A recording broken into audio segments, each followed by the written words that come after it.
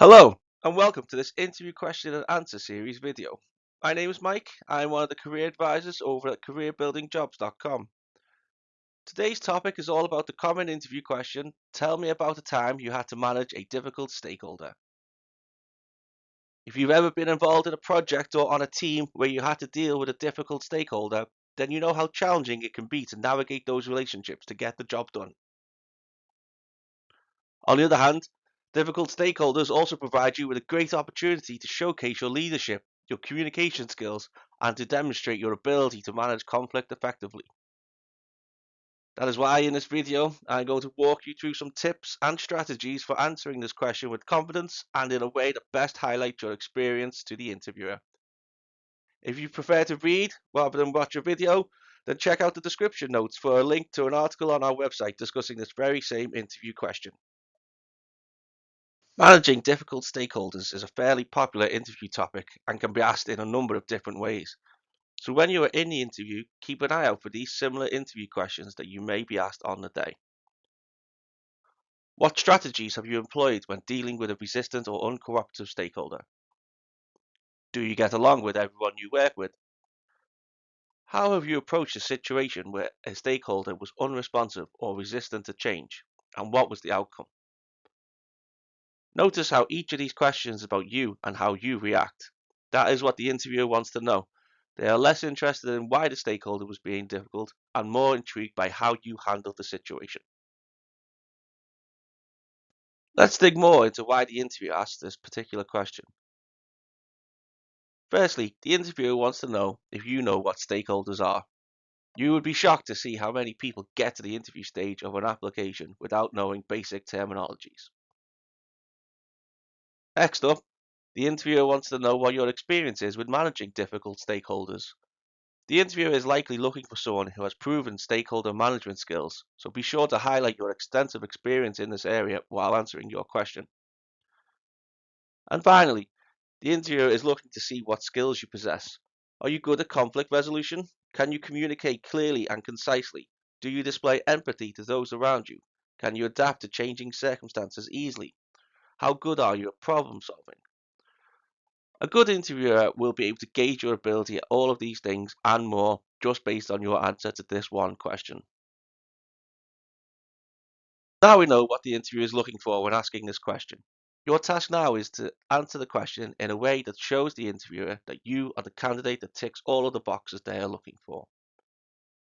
With that in mind, here are some things that you should absolutely not do when answering this particular interview question. Number one, do not dismiss the premise of the question. Some candidates will say that they get along with everyone, so have never met a difficult stakeholder. Answering like this will not endear you to the interviewer. There are difficult stakeholders in every job. Even the nicest person in the world would be lying if they said they never met a difficult stakeholder before. And even if in some bizarre reality where this was actually true, just straight up telling the interviewer that you get along with everyone is not what they asked about. They want to know about managing difficult stakeholders, so ensure that your answer reflects that interview question. Number two, do not steamroll a stakeholder. Steamrolling is when you don't listen to others and force them to do what you need or what you want. The interviewer wants to see how well you work with others. Pushing through your agenda is not a good look. And number three, avoid giving a generic or vague answer. The question includes the phrase, tell me about a time, for a reason. Interviewers want to hear specific examples. Avoid providing a response that lacks any detail or doesn't show your own actions or responses. These type of questions, often called competency-based questions, are all about sharing your experiences with the interviewer. The interviewer wants to hear what you did, how you did it, and maybe most importantly of all, why you did it. In order to achieve this, while also showcasing your other relevant skills, your answer needs to be well structured. You need to ensure that you hit all of the key points that you want the interviewer to hear, while also at the same time avoiding the urge to ramble on. Best way to pull this off is by using the B-star technique. Using this technique, you will split your answer into 5 parts, which we will look at now. Number 1, firstly, is the B for belief. Begin your response by sharing your thoughts and feelings regarding the subject matter. This helps set the stage for your answer and demonstrate your personal connection to the topic. Number 2, situation. Briefly describe the context or background of the scenario in which your actions took place. This provides the interviewer with an understanding of the circumstances surrounding your experience. Remember, it's essential to keep this part concise, as the primary focus should be on your actions and the results. Number 3 is T for task. Explain your specific role and responsibilities in the situation. By doing this, you highlight your active participation in the project or function and showcase your ability to contribute effectively. Number 4, action or activity. Describe the steps you took to achieve the desired outcome and explain the rationale behind your actions. This part of your answer should be the most detailed, as it illustrates your problem-solving abilities, relevant skills, and adaptability in handling challenges. And finally, round the whole thing off with number 5, result.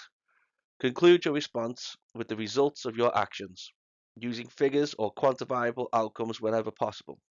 This will demonstrate to the interviewer the impact of your efforts and your ability to deliver tangible results in your role. This is also where you could share any lessons you learned from the experience. Now let's see the B-star technique in action with an example. As you can see on your screen, the answer has been structured using the 5 parts explained in the previous slide. Let's see how well they go together in an actual answer. As a project manager, I believe that open communication and collaboration are key factors in the successful completion of any project. When stakeholders are resistant or unresponsive, I feel it's important to remain patient, understanding, and persistent to find a way to work together effectively. I was once responsible for deploying a new timesheet system for our organization, which required input and cooperation from all line managers. One particular line manager was not responding to any emails, phone calls, or meeting invitations related to the project. My task was to ensure the successful implementation of the timesheet system and gain the necessary support from all stakeholders, including this unresponsive line manager. It was essential to understand the reasons behind their lack of engagement and find a way to involve them in the process. Firstly, I reached out to colleagues who had worked with this line manager before to gather insights into their communication preferences and potential reasons for their unresponsiveness. I learned that they preferred face-to-face interactions and were likely overwhelmed with other responsibilities going on in the organization. With this information, I decided to approach the line manager directly during a break in their schedule to discuss the project. I expressed my understanding of their workload and the importance of their involvement in the project.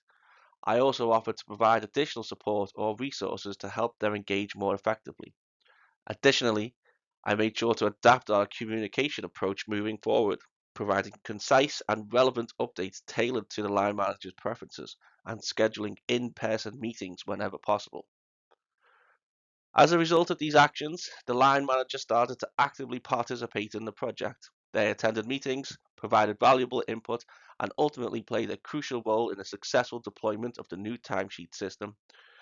Through this experience, I learned the importance of adapting communication styles and understanding stakeholder preferences to facilitate better collaboration and engagement.